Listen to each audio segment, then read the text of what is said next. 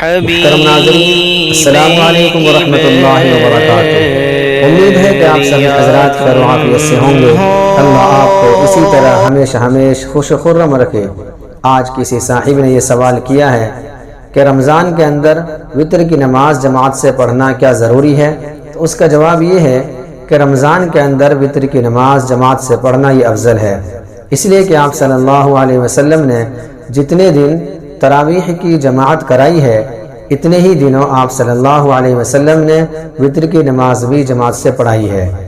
اور چونکہ رمضان کے علاوہ وتر کی نماز جماعت سے چونکہ ثابت نہیں ہے، اس لیے رمضان میں وتر کی نماز جماعت سے پڑھنا افضل ہے، اور غیر رمضان میں وتر کی نماز جماعت سے پڑھنا یہ افضل نہیں ہے، بلکہ تنہا تنہا پڑھنی چاہیے۔